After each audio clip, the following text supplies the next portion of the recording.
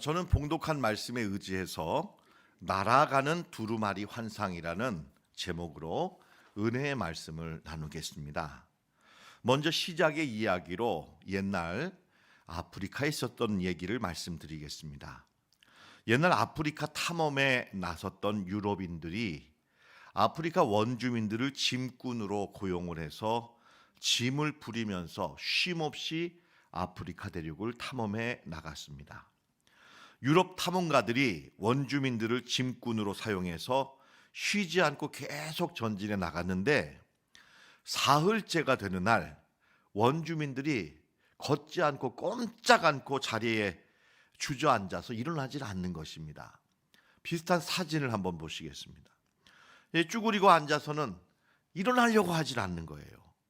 이유도 모르겠고 화가 난 유럽의 탐험가들이 도대체 왜 이러느냐, 왜 안 걷고 멈춰서 주저앉아 있느냐라고 대거치자 원주민들이 역사의 길이 남을 대답을 했다고 합니다. 우리는 이곳까지 너무 빨리 왔다. 쉼없이 걸어왔다. 그러느라고 우리 영혼이 뒤떨어져서 지금 저 멀리서 쫓아오고 있다. 그 영혼이 따라올 때까지 우리는 기다려줘야 한다. 영혼과 육신이 만나서 조화를 이루고 다시 마음의 평안을 찾을 때까지 우리는 더 이상 걷지 않겠다. 이런 말을 남겼다고 합니다.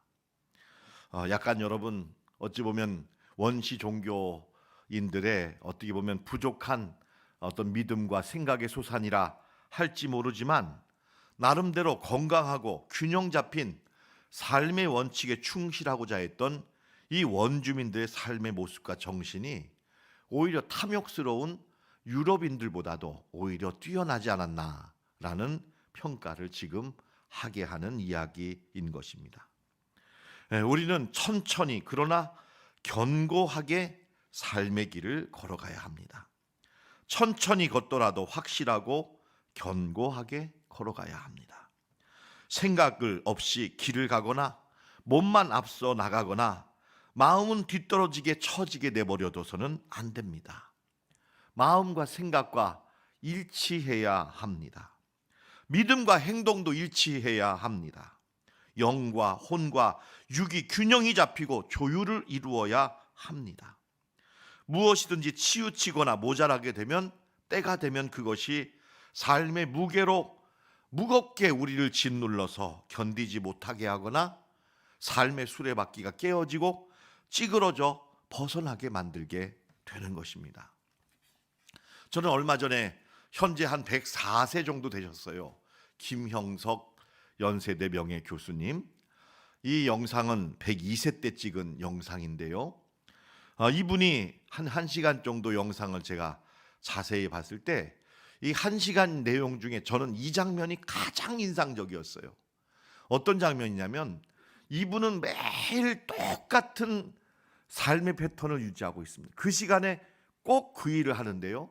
지금 저 장면은 매일 저녁에 일기를 쓰시는 장면이에요. 독특한 것은 10년 전부터 기록한 일기를 매일 같은 날 같은 내용으로 점검한다는 거예요.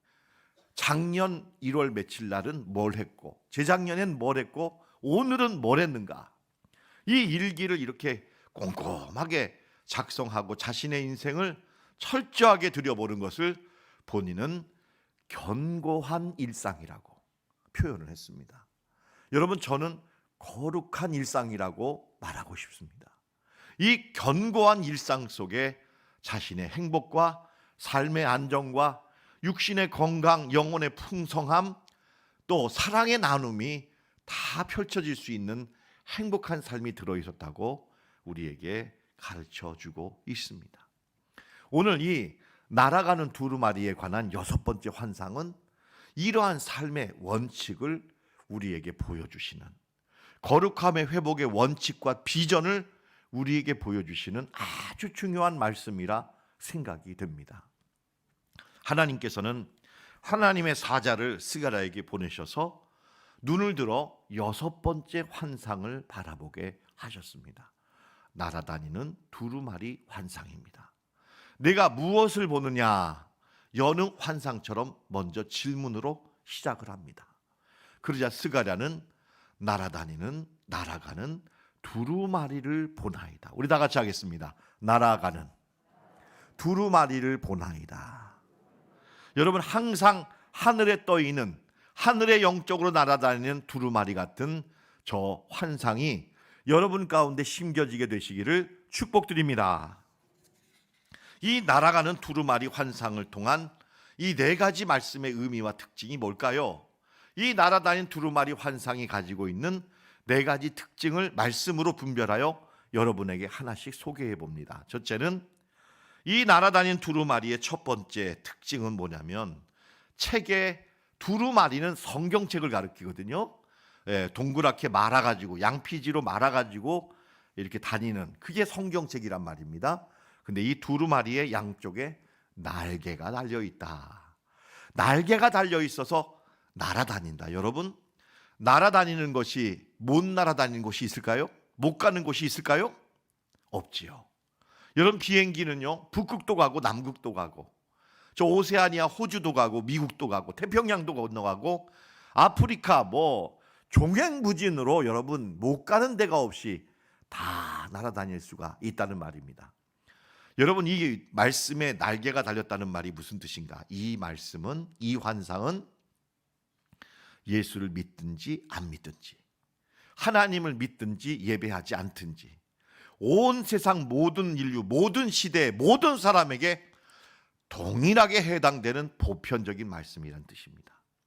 이 말씀은 누구에게나 해당되는 똑같이 중요한 말씀이다. 이건 온 인류에게 주시는 아주 중요한 말씀이다라는 것을 이 두루마리의 날개를 달았다는 것으로 표현하셨습니다. 이 말씀은 모든 시대, 모든 사람에게 모든 순간에 필요한 말씀임을 기억하십시오. 두 번째 특징은 아주 크다, 어마어마하게 큰 책이다라는 것입니다.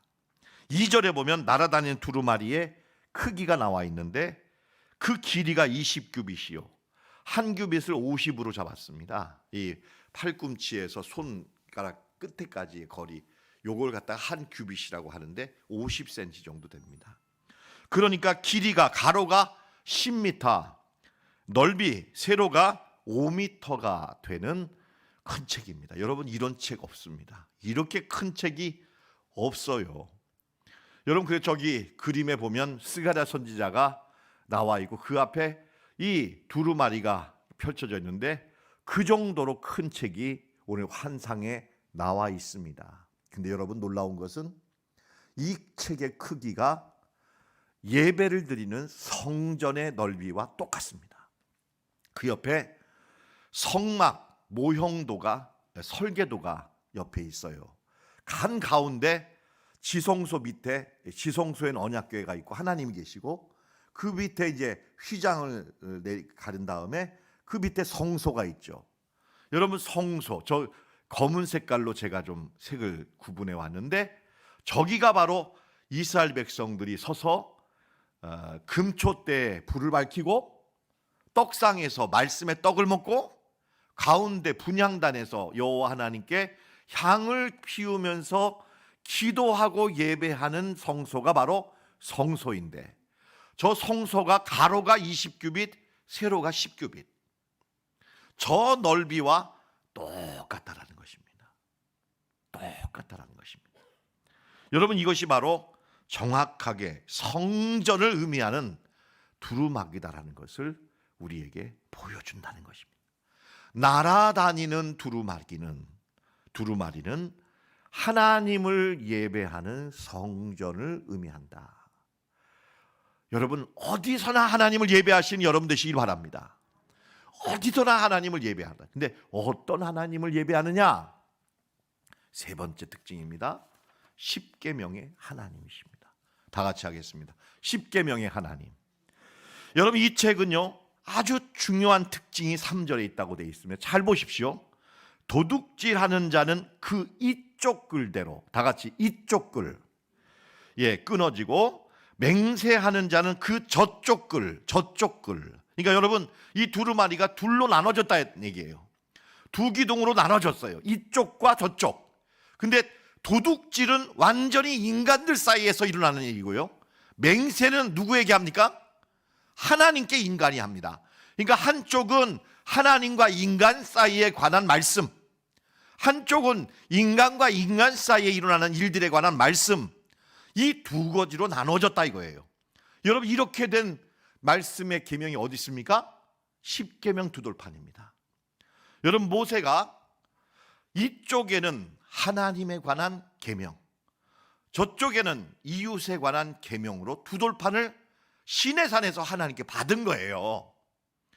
그래가지고 여러분, 이 모든 하나님에 관한 계명의 특징이 뭐냐면 하나님을 사랑하라, 함부로 맹세하지 마라, 하나님의 이름 팔아먹지 마라, 진실하라. 이게 첫 번째 계명의 핵심이고요. 두 번째 계명은 뭐냐면 도둑질하지 말고 욕심부리지 말고 남의 것 빼앗지 마라. 이것이 두 번째 계명의 돌판의 핵심 아닙니까? 이 두 가지가 담겨 있는 것이 바로 두루마리, 날아다니는 두루마리 환상입니다. 자, 그러면 여러분, 이것이 날아다니죠? 성전을 닮았죠? 내용은 십계명이죠. 자, 더하면 무슨 얘기가 됩니까? 언제 어디서나 십계명을 보여주시고 말씀하신 하나님을, 성령의 금초대를 켜고 예배하고 말씀을 먹고 명심하고 기도 가운데 하나님을 만나는 삶을 사는 것이 이스라엘 민족이 회복하는 비전이다라는 것입니다. 이걸 하늘을 우러러 바라보듯이, 이걸 하늘을 우러러 바라보듯이 언제 어디서나 명심하고 살아가는 것이 바벨론에서 돌아온 이스라엘 백성들의 과제요, 삶의 의무다. 이것을 날아다니는 두루마리 환상을 통해 하나님이 보여주신 것입니다. 만약에 바벨론에서 돌아왔음에도 불구하고 이런 삶을 살지 않았을 경우에 마지막 네 번째 메시지입니다. 이 책의 두루마리는 집집마다 쫓아다닐 것이다. 집집마다 쫓아다녀서 그 집을 불태우고 그 집의 기초를 이루는 기둥과 돌까지 허물면서 하나님의 심판과 저주를 내릴 것이다. 이것입니다. 야, 여러분, 이 대목은 우리가 출애굽기에 보면 모세가 40일 금식을 하고 시내산에서 하나님으로부터 손가락으로 새겨주신 두 돌판을 가지고 내려왔어요. 그런데 내려와다 보니까 소란스러운 소리가 들려왔습니다. 뭔 소리입니까? 이스라엘 백성들이 모세가 아무리 기다려도 안 내려오니까 한쪽 귀고리에 금고리를 빼가지고 던져서 불에 던져서 금송아지를 만들고 우상을 섬기고 함부로 뛰어노는 거예요. 방자하게. 그랬을 때 모세가 저 돌판을 저 우상 향해 날아가도록 던져버린 겁니다.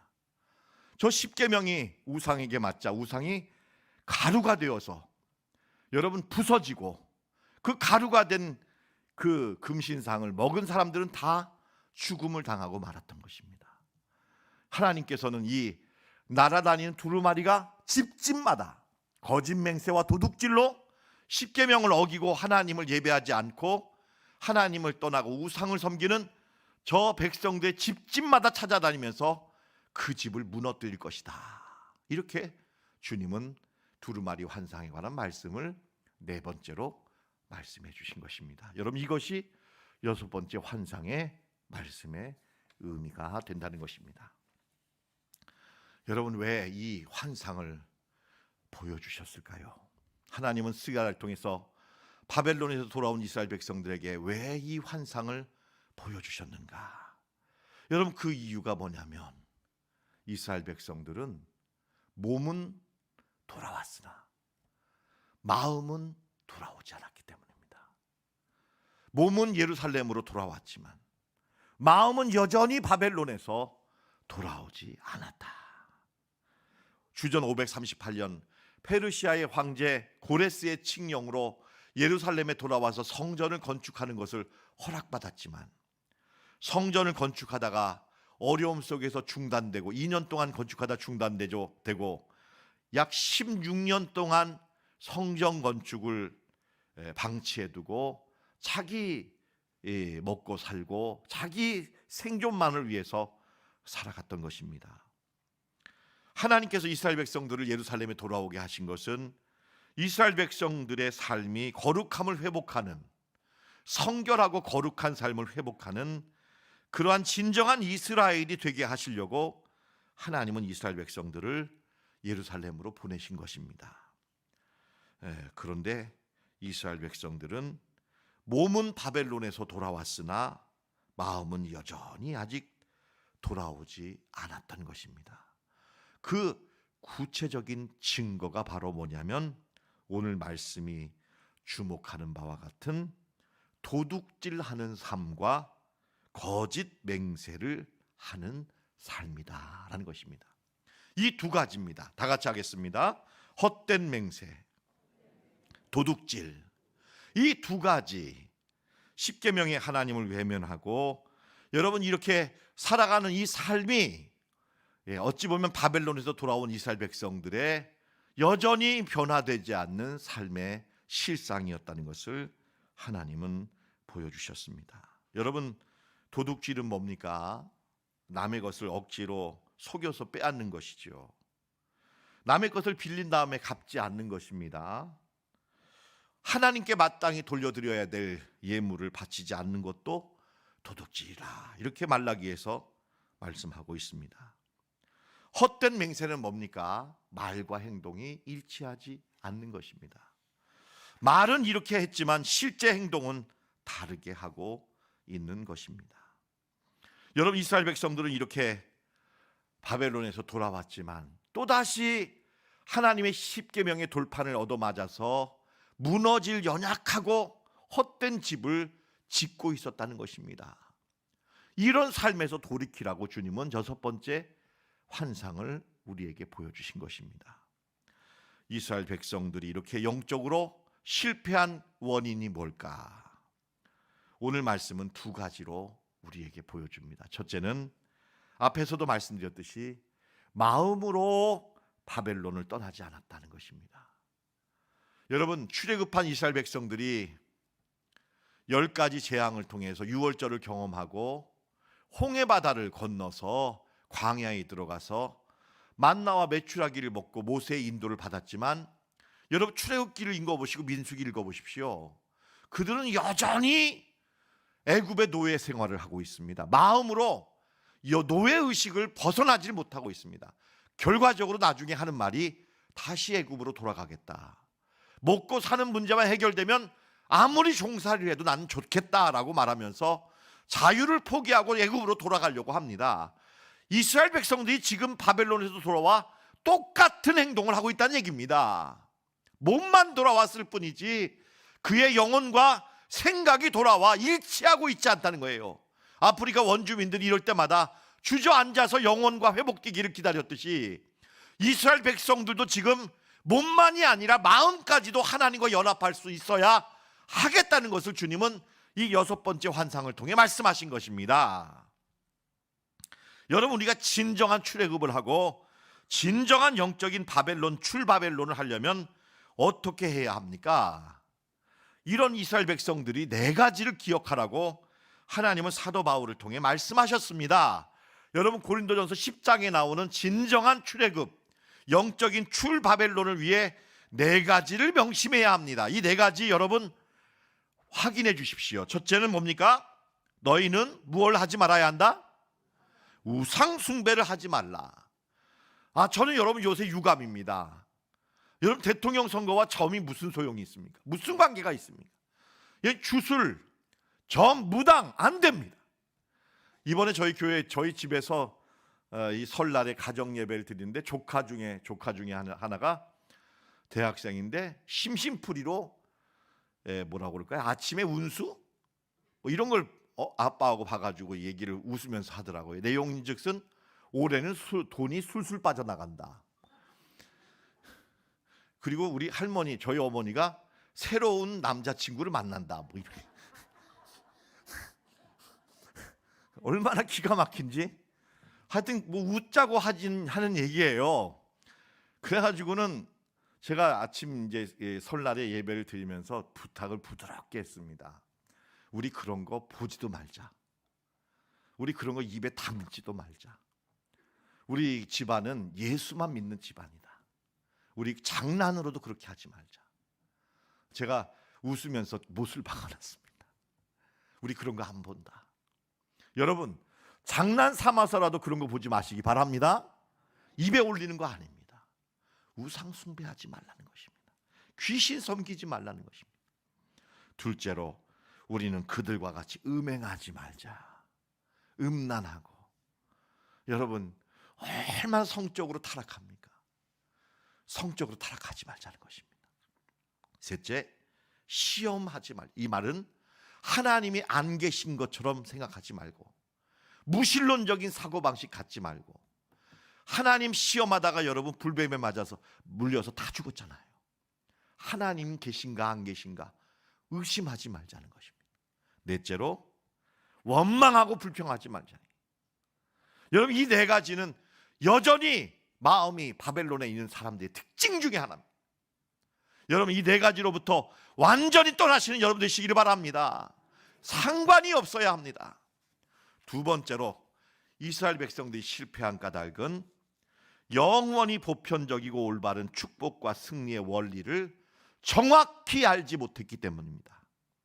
하나님께서는 스가랴를 통해 커다란 날아다니는 두루마리 환상을 통해서 영원히 보편적이고 누구나에게 해당되는 승리와 축복의 원리가 무엇인지를 명백하게 보여주셨습니다. 여러분, 그것이 바로 이 세 가지 내용으로 제가 간추려 본 것입니다. 첫째는 성전의 성소에서 성령 가운데 말씀과 기도를 드리는 거룩한 예배 생활입니다. 여러분, 여러분의 삶이 성전이 되시기를 바랍니다. 여러분의 마음이 다윗의 장막이 되시기를 바랍니다. 여러분, 우리는 하나님을 성령 가운데 예배하고 기도하는 그런 삶이 우리가 영원히 하늘 위로 지치지 않고 날개치며 올라가 훨훨 날아다니는 진정한 삶의 원동력이라는 것을 하나님은 말씀하십니다. 둘째로, 하나님은 모세를 통해 우리에게 허락하신 십계명을 간직하고 지켜야 합니다. 십계명 두 돌파는 가장 중요한 삶의 원칙이다. 이건 믿는 사람이나 안 믿는 사람이나 유대인이나 이방인이나 모든 사람에게 보편적인 여러분 이 가치관과 기준이 바로 이 십계명입니다. 여러분, 어떤 분은 십계명을 율법이라고 쳐서 복음적인 생활과 상관이 없는 것이라고 해서 율법에 해당되는 것이라고 해서 제껴버립니다. 우리 개신교인들은 십계명을 잘 모릅니다. 왜? 어찌 보면 오해를 하고 있는 거예요. 뭐라고 오해하냐면 이 십계명은 율법이다. 복음과는 상관이 없다. 여러분, 저는 여러분에게 단언합니다. 다 같이 하겠습니다. 십계명은 복음이다. 아멘. 여러분, 복음 중에 복음이 십계명입니다. 여러분, 새 언약의 삶은요, 이 십계명, 돌판에 새긴 십계명이 내 마음의 신비에 새겨진 것입니다. 내용은 똑같습니다. 오히려 구약 사람들보다 더 십계명을 잘 지키게 되어 있습니다. 왜 그러느냐? 십계명은 하나님의 영광스러운 성품에 관한 말씀입니다.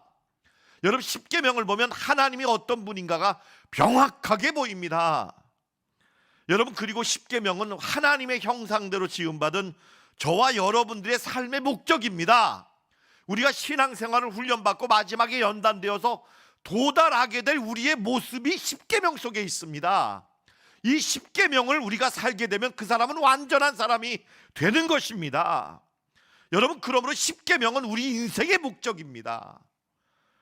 우리는 궁극적인 우리의 삶의 목적과 가제가 십계명 속에 있음을 항상 기억해야 합니다.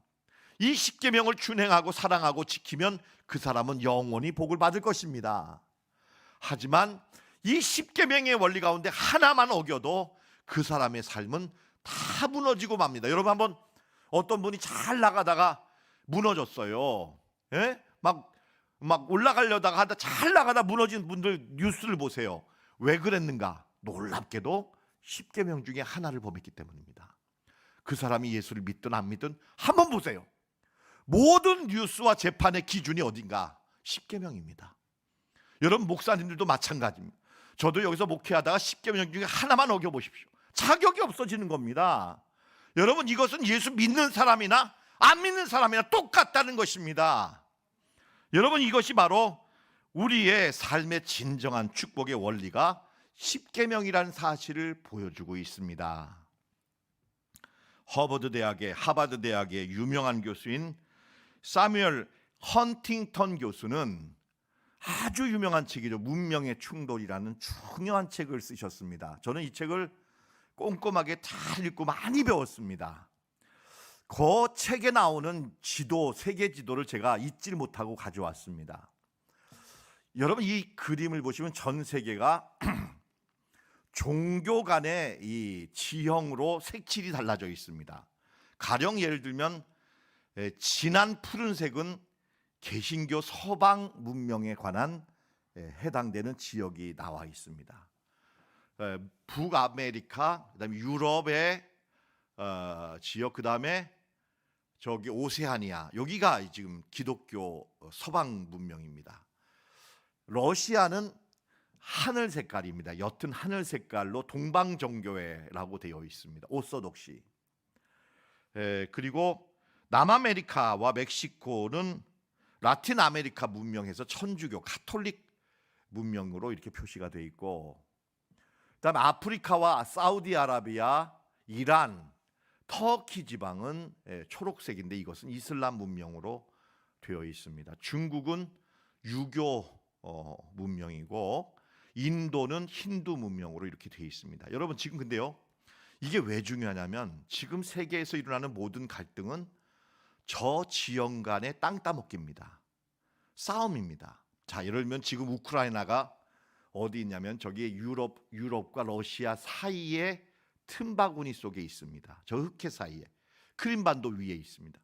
저 우크라이나가 서방 지역으로 가느냐, 러시아로 남느냐, 이 싸움이 지금 우크라이나 전쟁의 위기가 있는 싸움입니다.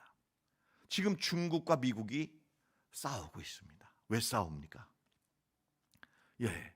여러분, 세계 패권을 놓고 싸우고 있습니다. 근데 여러분, 대한민국은 무슨 색깔입니까?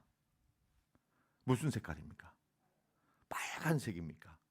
여러분, 맞습니까? 절반은 맞습니다. 북한은 거의 중국이 다 잡아먹었는데 대한민국은 무슨 색깔입니까? 여러분, 여쭤보겠습니다. 중국의 붉은색입니까? 미국의 푸른색입니까? 예? 애매모호합니다. 지금 우리나라는 이 양쪽의 사이에 틈에 껴가지고 어떻게 결정할지를 심각하게 고민하고 있는 중에 있습니다. 자, 여러분, 어떤 원칙으로 이 문제를 해결하시겠습니까? 어떻게 이럴 때 판단하시겠습니까? 제가 몇 가지 그냥 아무 원칙 없이 떠오르는 우리나라와 여러분들과의 지금 당면하는 과제를 한번 그냥 쭉 한번 나열해 보았습니다. 2부 때 보니까 기도하는 집사님과 제가 원고가 일치했어요. 누가 보는데 베꼈을 정도로 똑같이 이렇게 기도도 하시고 설교도 해야 깜짝 놀랐는데 이 내용입니다. 코로나19 이후에 우리의 일상은 어떠해야 될 것인가? 과거와 어떻게 다를 것인가? 우리는 어떤 삶을 새로운 일상으로 살 것인가? 이런 중요한 과제이죠. 당장의 3월 9일 대통령 선거를 무슨 기준으로 선거에 임할 것인가? 제가 여러분 어느 당을 찍으라고 해서 찍겠습니까, 여러분?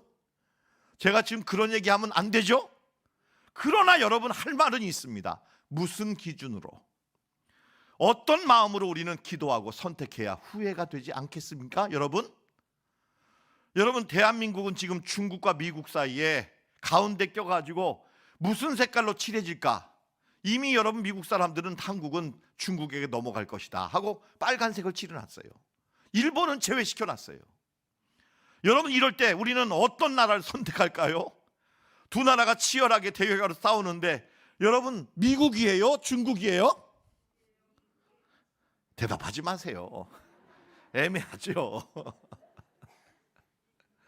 여러분, 북한은 핵무기와 미사일 실험을 감행하면서 우리나라와 미국, 일본을 자극하면서 체제 보장과 안전을 모색하고 있습니다. 여러분, 이럴 때 이 북한을 어떻게 바라봐야 합니까? 우리 민족의 방향과 비전을 어떻게 생각하고 기도해야 합니까?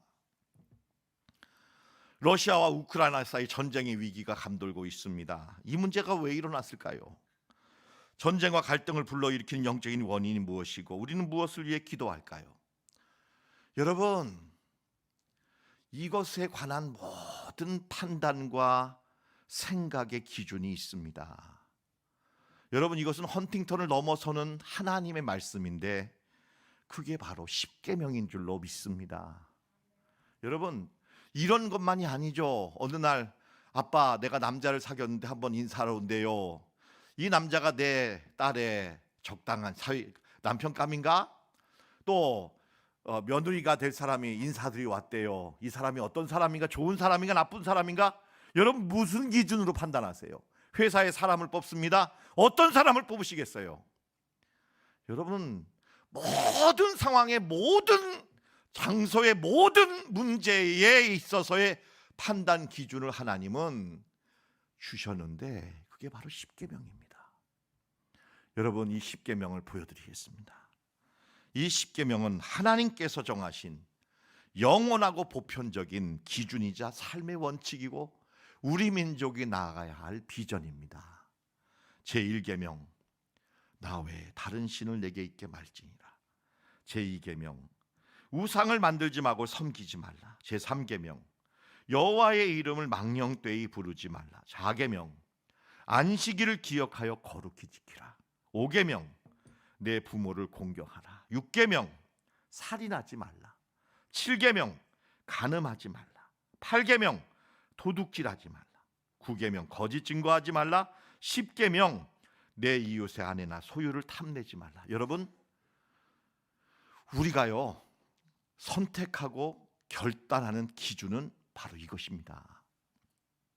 이 십계명 속에는 생명과 지혜의 근원 되신 하나님, 자유와 정의의 하나님, 사람의 명예와 가치를 소중히 여기시는 하나님, 쉼과 회복과 기쁨과 축복을 누리게 하시는 하나님, 순종과 권위의 하나님, 폭력을 거부하고 평화를 사랑하시는 하나님, 거룩함과 정결함의 하나님, 다른 사람의 자유와 권리를 존중하시는 하나님, 진실과 덕을 세우시며 정의와 공의를 기뻐하시는 하나님, 탐욕을 싫어하시고 자족하고 만족하시면서 남에게 나누는, 자비를 나누는 삶을 살게 하시기를 원하시는 하나님이 나와 계십니다. 여러분, 이것이 우리가 대통령을 선출할 때도 품어야 될 기준인 줄 믿으시기 바랍니다. 북한 땅을 바라보면서도 이게 뭐가 문제이고 하나님이 이들을 어떻게 할 것인가를 분별할 때 이 십계명입니다. 여러분, 우크라이나 사태도 이 문제 때문에 일어난 것입니다. 이 십계명을 품고 기도하시는 여러분 되시기를 축원합니다. 이 십계명의 기준으로 순종하고 나아갈 때 하나님은 스가랴서 8장에서 10가지 축복을 확실하게 보장한다고 말씀하셨습니다. 만군의 여호와가 말하노라 10번을 반복하시면서 이 말씀을 하실 때마다 한 가지씩 10가지 축복을 이 십계명을 준행하고 예배하는 자에게 하나님은 주시겠다고 말씀하셨습니다. 그 이름만 불러보겠습니다. 첫째, 하나님 사랑과 믿음이 충만한 공동체, 하나님이 사랑하시는 공동체라는 것입니다. 두 번째, 말씀과 진리로 거룩한 공동체가 되게 하시겠다는 것입니다. 셋째, 전쟁이 소멸되고 평화가 찾아오게 하시겠다는 것입니다. 넷째, 하나님께서 역사하시는 기적을 일으키시는 성령 충만한 나라가 되게 하시겠다는 것입니다. 다섯 번째, 성실과 정의의 나라가 되게 하시고, 여섯 번째, 저주를 축복으로 변화시키는 나라가 되게 하시고, 일곱 번째, 진실과 화평한 재판이 이루어지는 정의로운 나라가 되게 하시고, 여덟 번째, 기쁨이 충만한 기쁨, 즐거움, 희락의 절기를 지키는 나라가 되게 하시고, 아홉 번째, 하나님의 구원의 기쁨을 누리게 하시고, 열 번째, 영원히 성장하고 꺾여짐이 없는 번영한 나라가 되게 하시겠다고 말씀하십니다. 여러분, 미국이냐 중국이냐가 아닙니다. 이 나라가 십계명을 지키는 나라냐, 이것인 줄로 믿습니다. 여러분, 우리의 중심은 십계명이 되시는 여러분 되시기를 바랍니다. 그럴 때 하나님께서는 우리의 삶을 보장하시고 10가지 축복으로 축복하는 나라로 인도하신다는 것입니다. 여러분, 누굴 찍으셔도 괜찮습니다. 여러분, 선택의 자유 있습니다. 그런데 여러분, 이 날아다니는 두루마리 환상을 기억하십시오. 하나님의 기준과 뜻을 품고 기도하시고 선택하시는 여러분 되시기를 축원합니다. 이 날아다니는 두루마리 환상을 통해 주시는 3가지 핵심을 정리하겠습니다. 첫째, 하나님은 어떤 이유로도 거짓말과 도둑질은 허락하지 않으신다. 진실과 성실함과 여러분 충성됨을 하나님은 기뻐하십니다. 거짓 맹세와 도둑질로 세워진 집, 가정, 기업, 교회와 국가는 십계명의 하나님이 쳐들어가셔서 언젠가 반드시 무너뜨리고 말 것입니다. 이것을 기억하라는 것입니다. 둘째로, 십계명은 가장 이상적인 하나님 나라의 축복의 원리입니다. 이 십계명을 어려워도 붙들고 십계명의 하나님을 성소에서 예배하며 마음의 중심을 지키는 자들은 하나님이 언젠가 크게 축복하실 줄 믿습니다. 우리는 지금 어떤 기로에 서 있는가? 십계명이 기록된 하나님의 말씀에 축복할, 순종하여 복을 받을 것인가? 다시 거짓 맹세와 도둑질로 생계를 유지하다 하라고 유혹하는 바벨론으로 돌아갈 것인가? 여러분, 이 기로에 서서 날아다니는 환상 가운데 있는 두루마리를 바라보시고 항상 십계명의 하나님을 품고 사시는 여러분 되시기를 축원합니다. 기도하겠습니다.